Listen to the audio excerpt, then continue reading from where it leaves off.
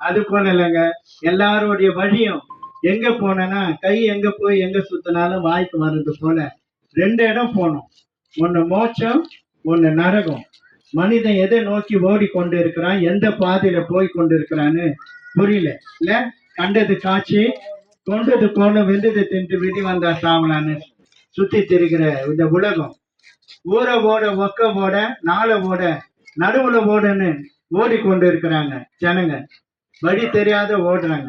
ஆனா வேதம் சொல்லுகிறது, வழிகளில் நின்று பூர்வ பாதை எது என்று கேட்டு விசாரித்து நல்ல வழிகள் எது என்று கேட்டு அதில பிரவேசிங்க. அதாவது 2 வழிகள் உண்டு. ஒன்று மரணத்தில் போகிற வழி இல்லையா? அந்த வழி எப்படி இருக்குதுன்னா, வழி விசாலமா இருக்கிறது, அந்த பாதை விசாலமா இருக்கிறது. அந்த வழியா போகிறவங்க கேட்டுக்கு போகிறாங்க. நித்தியத்துக்கு போகிற வழி குறுகலும் நெருக்கமா இருக்கிறது. அதிலே போகிறவர்களே ஒரு சிலர். அந்த வழியில போனா அங்க பரலோகம் போகிற வழி. அந்த இடத்துக்கு போனா சும்மா போக முடியாதுங்க. அதான் கவிஞர் சொல்றாரு, பரலோகம் அம்மா, பரலோகம் தங்கச்சி, அக்கா, பரலோகம் போக தனி வழி கிடையாது. பஞ்சாயத்து தேர்தல் எல்லாம் நடக்காது.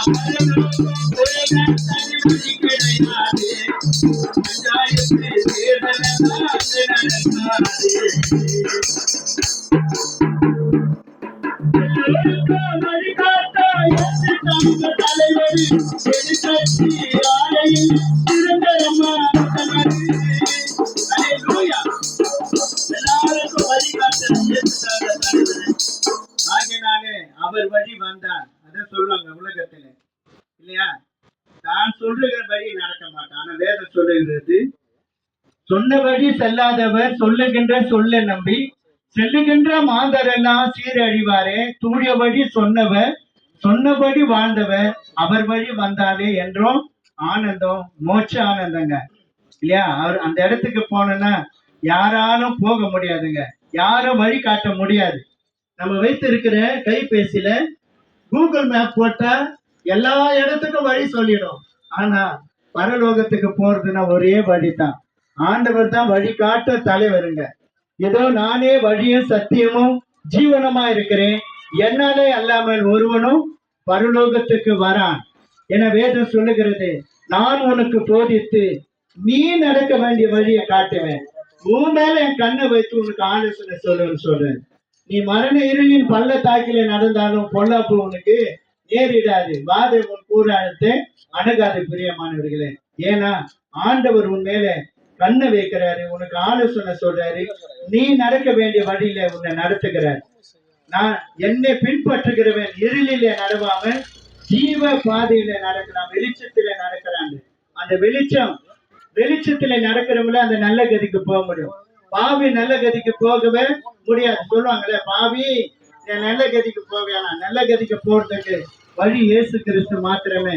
இயேசு கிறிஸ்து ரத்தம் சகல பாவத்தை நீக்கி சுத்திகரிக்கும். அந்த பாவம் மன்னிக்கப்பட்டவங்க மாத்திரமே அந்த பரலோகம் போக முடியும். வேற யாரும் அந்த மோட்சத்துக்கு போகவே முடியாது.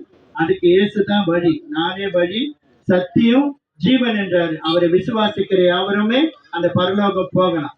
கர்த்ததாமே உங்களை ஆசீர்வதிப்பாராக. கர்த்தராகி இயேசு கிறிஸ்துவை விசுவாசிங்க. அப்போதும் நீங்களும் உங்க குடும்பம் யாவரும் அந்த நல்ல கதி பரலோகம் போகலாம். கர்த்ததாமே உங்களை ஆசீர்வதிப்பாராக. ஆமென்.